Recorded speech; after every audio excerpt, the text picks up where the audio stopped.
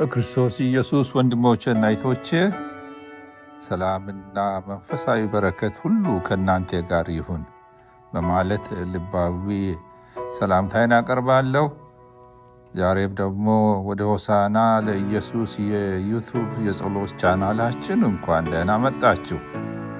በዚህ ቻናል በሉቃስ ወንጌል ምዕራፍ 2 ላይ ዛሬ ባለፈው የጀመርነውን የእምነት ጉዞ ማሰላሰል እንቀጥላለን። ይህም የልብ ጉዞ፣ የጸሎት ጉዞ፣ የመለወጥ ጉዞ፣ የመንፈሳዊ እድገታችን ጉዞ ጅማሬ ነው። በሉቃስ ወንጌል ምዕራፍ 2 ላይ የተገለጠልን ትልቅ ምስጢር በ5 ነጥቦች ተቀምጧል። አንደኛ፣ በቤተልሔም ኢየሱስ መወለድ፣ መላእክት ሰላምና የምስራች ማወጃቸውን፣ እረኞች ወደ ጌታ ሄደው መስገዳቸው፣ ስምዖንና ሐና መሲሁን ማወቃቸው፣ ኢየሱስ በጸጋና በጥበብ ማደጉን እናያለን።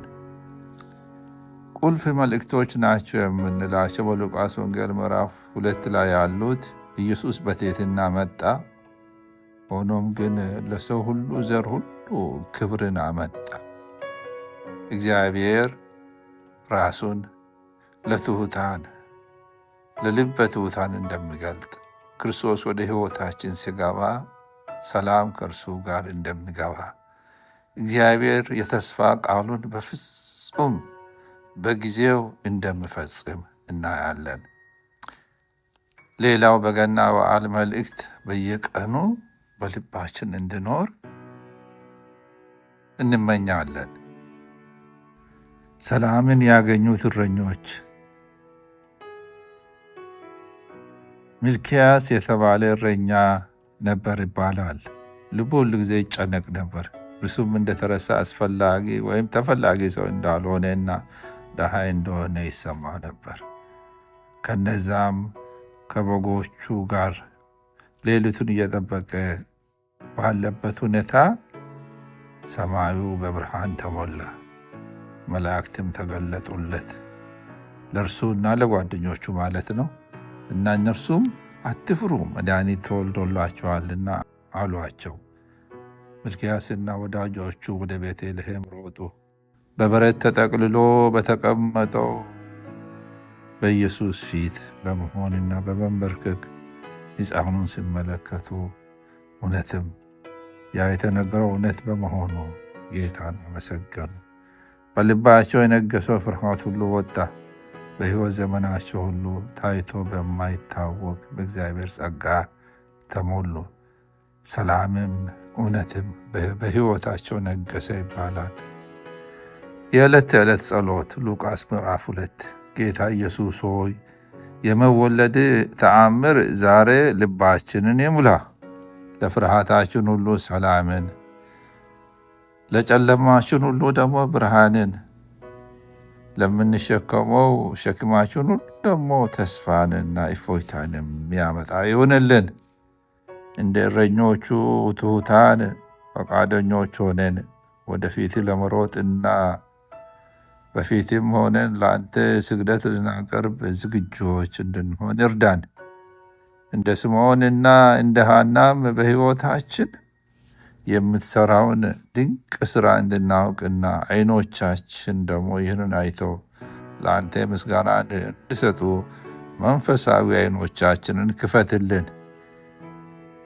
ዛሬ ጸጋ በእኛ ላይ ያርፍ ዘንድ ሰላም ደግሞ የምንወስደውን እርምጃ ሁሉ ይመራን ዘንድ አንተ እርዳን።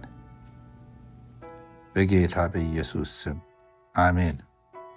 በዚህ ውብ ወንጌል ከኢየሱስ ጋር ደረጃ በደረጃ እንጓዛለን። የጌታ ርኅራኄው፣ ተአምራቱ፣ ትምህርቶቹ፣ ፍቅሩና ምሕረቱ ደግሞ በእኛ ሕይወት እያደጉ እንደሚሄዱ እኛን ደግሞ እንደሚያገኙ በእምነት እንቀበላለን።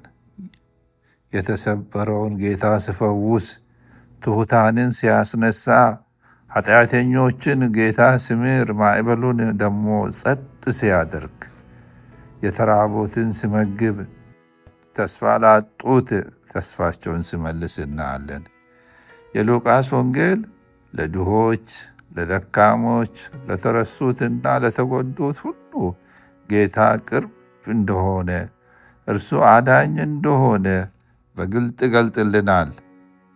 ኢየሱስ ወደ ተራ ሕይወታችን እንደመጣ፣ ወደ ዓሣ አጥማጆች፣ ወደ ተራ እናቶች፣ መበለቶች፣ እረኞች፣ ኃጢአተኞች እንደተጠጋና እንደቀረበ ወደ እነሱም ሲገባ እና ታሪኮቻቸውን ሁሉ ደግሞ ለውጦ በተአምራት ሕይወታቸውን ሲያሳድግ እናያለን።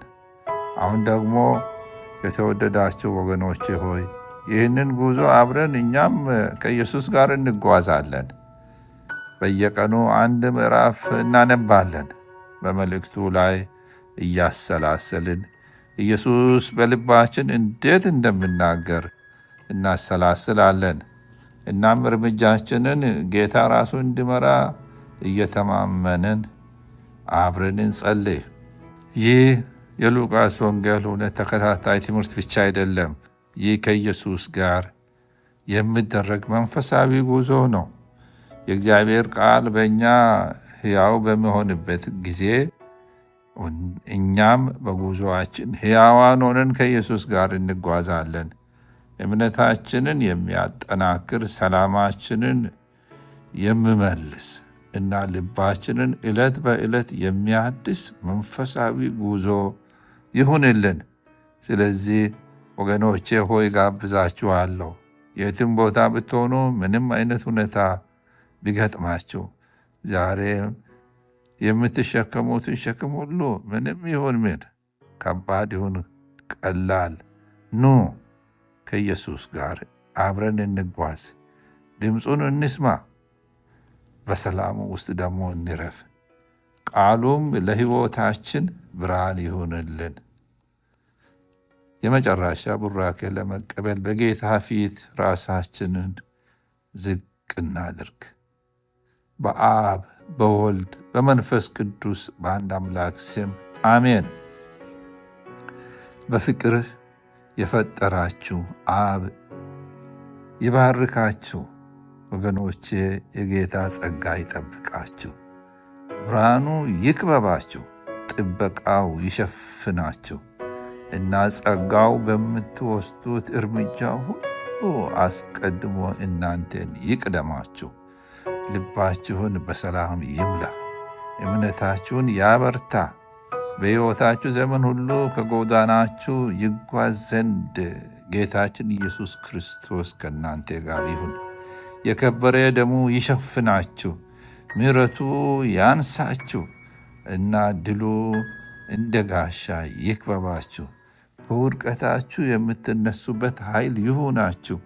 አጽናኝና የሕይወት ሰጪ የሆነው መንፈስ ቅዱስ አሁን በእናንተ ላይ ያርፍ ዘንድ ወደ ጌታ እንለምናለን። ሐሳባችሁን ጌታ በመንፈሱ ይምራ፣ አእምሮአችሁን ያድስ እና ቤታችሁን በእርሱ መገኘት በጥበብም በደስታ በሰላሙ ይሞላ። የቅድስት ሥላሴ የአብ የወልድ እና የመንፈስ ቅዱስ በረከትና ኅብረት ዛሬ ከእናንተ ጋር ይሁን። ዛሬ ማታ ከእናንተ ጋር ይቆይ። በሕይወት ዘመናችሁ ሁሉ ወደምመጣው ነገ ሁሉ በሰላም ጌታ ይምራችሁ። በአብ በወልድ በመንፈስ ቅዱስ ስም ተባረኩ፣ ጠንክሩ፣ በርቱ። ሰላሙ ሁሉ ከእናንተ ጋር ይሁን። አሜን። ይህ መልእክት ወገኖቼ ልባችሁን ከነካ፣ ሌሎችም በዚህ የእምነት ጉዞ ከእኛ ጋር እንዲጓዙ ከፈለጋችሁ ሼር በማድረግ ላይክ በማድረግ ሰብስክራይብም በማድረግ በወንጌል ሥራ ተባባሪዎች ሁኑ። ጌታ በሁሉ ይባርካችሁ። አሜን።